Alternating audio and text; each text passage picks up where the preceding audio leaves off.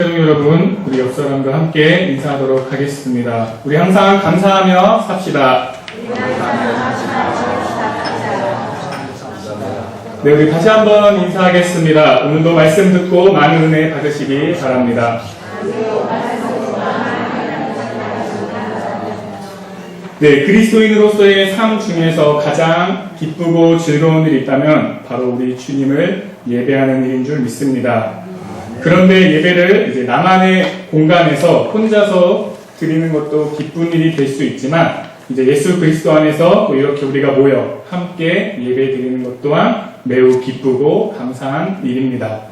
오늘도 이렇게 오후 예배, 찬양 예배 가운데 나와 주님을 예배하기 위해 모인 우리 사랑하는 혜신 가족 여러분들 모두 이 시간 살아계신 그 하나님의 말씀을 통해 하나님의 사랑과 은혜 많이 받으시기를 주님의 이름으로 소망합니다.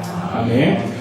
네, 사랑하는 여러분, 우리의 삶 속에서는 크고 작은 아픔과 슬픔 그리고 고통과 고난이 우리를 힘들게 할 때가 있습니다. 매 순간마다 기분 좋은 일들만 가득하고 행복한 순간들만 매일같이 일어났으면 좋겠지만 현실은 그러하지 않습니다. 또한 어떤 사람들은 또 잘되고 기분 좋은 날보다도 일이 잘 안 풀리고 또 힘들고 어려운 날들이 더 많은 사람들도 많이 있습니다. 때로는 나에게 찾아온 그 고통과 고난이 너무나도 힘들어서 삶을 포기하고 싶을 정도로 그런 생각이 들 정도의 상태가 되어버리곤 합니다. 정상적인 생활을 할 수 없게 우리를 만들어버리는 것이죠. 그래서 어떠한 삶을 살아가면서 가장 피하고 싶은 것이 있다면 그것은 나에게 찾아온 고난이 아닐까 생각해 봅니다. 오늘 말씀 속에는 어느 한 남자가 등장합니다. 이 남자는 우리가 잘 알고 있는 욥이라는 사람입니다. 그는 동방의 우스 땅에 살면서 온전하고 정직한 사람이었고 언제나 하나님을 경외하며 또 악에서 떠난 자라고까지 칭함을 받았던 그러한 사람입니다. 그리고 그는 자신의 아들 7과 딸 3을 둔 아버지였고 또 수많은 가축과 종도 많이 둔 제역가의 동방 사람 중에서 가장 훌륭한 사람 중에 한 사람이었습니다. 그런데 어느 날 이제 하늘에서 하나님과 사탄이 이제 대화를 나누던 도중에 사탄이 하나님께 말합니다. 욥이 어찌 까닭없이 하나님을 경외하겠습니까? 하나님께서 그의 집과 모든 소유를 주시고 또 보호해 주시기 때문에 욥이 하나님을 경외하는 것입니다. 그러니까 그의 모든 소유를 쳐보십시오. 그러면은 분명 하나님을 원망하고 욕할 것입니다. 라고 말합니다. 그렇게 말하는 사탄에게 하나님께서는 내 이놈! 어디 내가 사랑하는 욥을 모함하느냐? 욥 같은 사람이 어디 있다고 내가 그런 말을 하느냐? 하면서 사탄을 꾸짖으실 줄 알았는데 오히려 사탄에게 그렇다면 너가 한번 너 하고 싶은 대로 해보거라. 라고 말씀하십니다.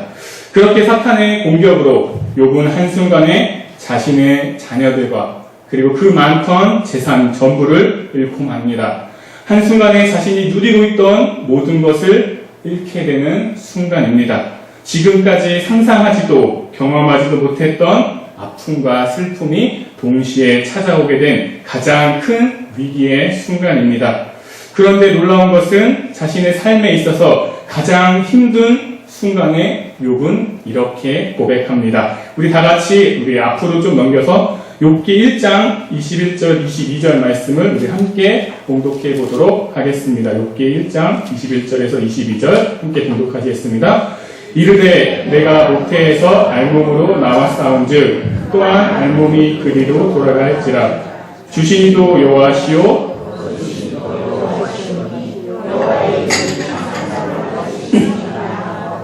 이 모든 일에 욥이 범죄하지 아니하고 하나님을 향하여 원망하지 아니하리라. 아멘. 네, 오늘 우리가 함께 읽었던 그 말씀처럼 이 욥의 놀라운 이 고백과 함께 사탄도 이제는 욥을 인정할 만도 한데 다시금 이제 하나님 앞에 와서 말합니다. 나는 인정할 수 없습니다. 하나님께서 욥의 울타리에 또 울타리를 쳐주셔서 지금도 이제 보호하시기 때문에 그런 것이니 이번에는 욥의 뼈와 살을 치시옵소서. 그러면 그가 분명히 하나님을 욕할 것입니다. 라고 말합니다. 여기서라도 이제 하나님께서 사탄아, 참으로 네가 어리석구나 하고 막아주셨으면 좋겠지만, 이번에도 그래, 너 하고 싶은 대로 해봐. 그 대신 욥의 목숨만은 건들지 마. 라고 말씀하십니다. 그러자 사탄은 욥에게 이제 두 번째 공격을 합니다. 이번에는 욥의 발바닥에서부터 정수리에까지 온몸에 심한 악성 종기를 나게 해서 제대로 생활을 못할 정도로 만들어 버립니다. 자, 사랑하는 여러분, 어떠십니까? 상상만 해도 힘들고 또 고통스러울 것 같지 않습니까? 한 번의 시련과 아픔, 그리고 고난도 힘들게 다가오는데 연속으로 두 번의 고난이 찾아온 욥의 삶입니다. 그것도 갑작스럽게 말이죠. 사탄의 첫 번째 시험 이후 이제 두 번째 시험까지 얼마나 동안의 기간이 지났는지 우리는 알 수 없지만 아마도 자신의 자식을 잃은 아픔과 또 재물을 이런 충격에서 벗어나기도 전에 사탄의 두 번째 시험이 욥에게 왔을 것이라고 생각해 봅니다. 이렇게 듣기만 해도 고통스럽고 힘들게 느껴지는 욥의 이야기를 통해 우리에게 주시는 하나님의 뜻은 무엇일까 생각해 봅니다. 자, 사랑하는 여러분, 우리에게 고난은 왜 오는 것일까요? 혹시 이런 생각을 해보신 적 있으신가요? 어떤 사람은 이렇게 말합니다. 죄를 지었기 때문에 고난을 받는다라고 말합니다. 이는 어떻게 보면 이제 가장 기본적인 대답이라고 할 수 있겠습니다. 성경을 보게 되더라도 이제 하나님의 말씀대로 살아가지 않거나 또 죄를 지은 사람들은 하나님의 심판과 더불어 고난과 시련을 겪는 모습들을 우리는 볼 수 있습니다. 그런데 중요한 사실은 오늘 말씀 속에 등장하는 욥은 죄를 짓지 않았다는 것입니다. 욥기 1장과 2장 그 내용을 자세히 들여다보면 욥이 하나님의 말씀을 어겼다든가 아니면 나쁜 짓을 해서 그가 죄를 지었다는 말이 전혀 나와 있지 않습니다. 오히려 당대 최고의 의인이라고 불릴 정도로 안정된 삶과 주변 사람들로부터 인정을 받는 그런 사람이었습니다. 그런데 욥은 맑은 하늘의 날벼락과 같은 그러한 사탄의 공격으로 한순간에 모든 것을 잃고 엄청난 고난을 당하고 있습니다. 우리 다 같이 2장 3절 말씀을 한번 보도록 하겠습니다. 그 2장 3절 말씀을 보게 되면은 네가 나를 충동하여 까닭없이 그를 치게 하였어도 라고 하나님께서 말씀을 하십니다. 하나님께서 하신 이 말씀은 이제 1장에 나오는 이제 첫 번째 사탄과의 대화에서는 이제 나오지 않는 그런 말씀입니다. 그런데 두 번째 사탄과의 대화에서 왜 이 말씀을 하셨을까? 이를 통해 우리가 알 수 있는 것은 바로 욥의 고난은 하나님으로부터 왔다는 사실입니다. 다시 한번 3절 말씀을 보게 되면 욥의 고난은 사탄의 충동으로 인한 아무런 이유 없는 고난임을 우리는 알 수 있습니다. 다시 말해 사탄의 충동으로 벌어진 일을 하나님께서는 아무런 까닭 없이 욥의 고난을 허락하셨다라는 사실입니다. 우리는 이러한 하나님과 사탄의 대화를 통해서 하나님께서는 우리가 죄를 짓지 않아도 또 우리에게 고난을 주시는 분이라는 것을 알 수 있습니다. 그렇다면 왜 죄를 짓지 않았음에도 불구하고 우리에게 고난을 주시는 것일까 하는 질문을 우리는 다시 한번 해볼 수 있습니다. 그에 대한 해답을 욥기 2장 10절 말씀을 통해서 찾고자 합니다. 이번에 우리 다 같이 함께 욥기 2장 10절 말씀을 함께 공독해 보도록 하겠습니다. 욥기 2장 10절 말씀입니다. 그가 이르되 그대의 말이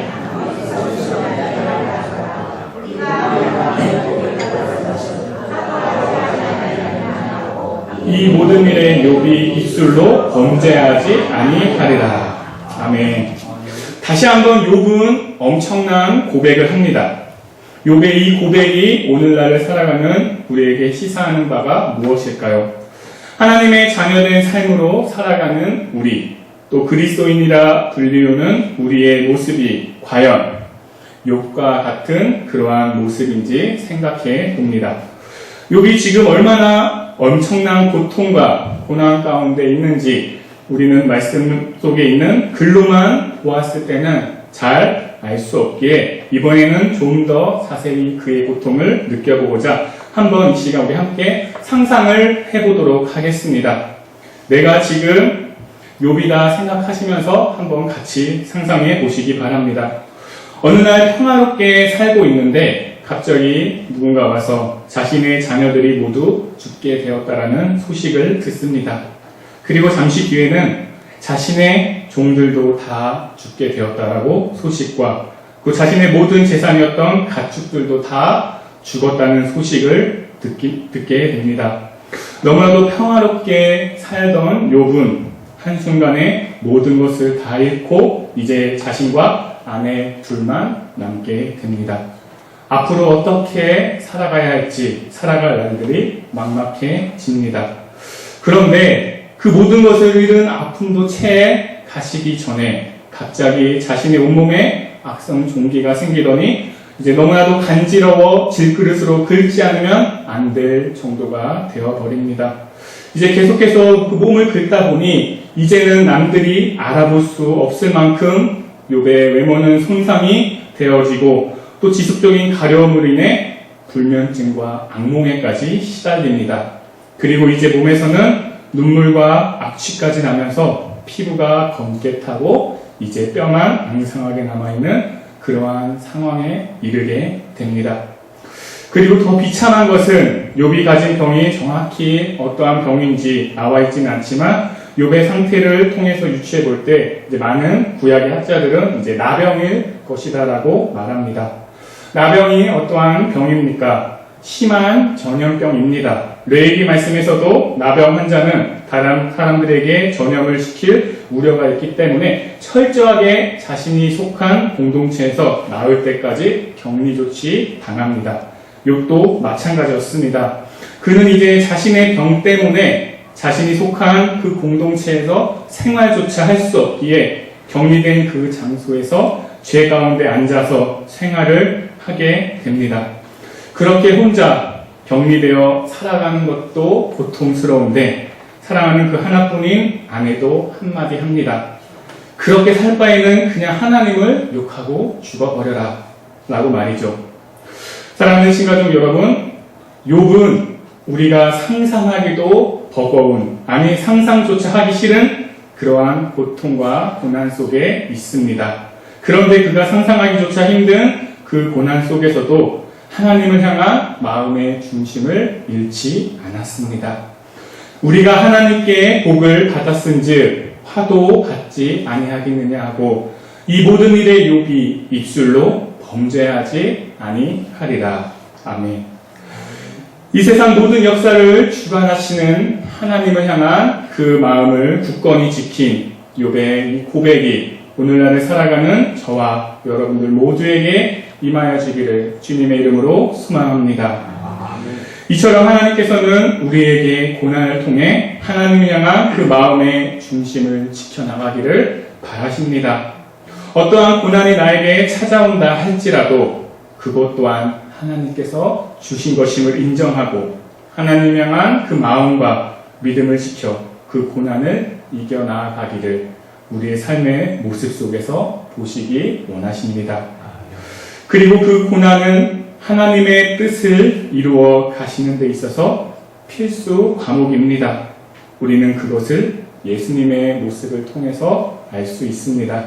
사랑하는 이 신가족 여러분, 하나님께서 인간을 포함한 이 세상을 구원하시기 위해 자신의 하나뿐인 아들 예수님을 이 땅에 보내셨습니다. 즉, 온 세상을 향한 하나님의 뜻을 이루시기 위해 예수님이 오신 것입니다. 그렇게 이 땅에 오신 예수님의 삶은 어떠하셨습니까? 우리가 복음서를 통해 알 수 있듯이 예수님께서는 살아생전에 수많은 일들을 하셨습니다. 그리고 많은 말씀도 우리에게 주셨습니다. 그리고 하나님의 때에 따라 하나님의 뜻을 이루기 위해 나아가신 예수님의 모습은 어떠하였는지 우리는 생각해 봅니다.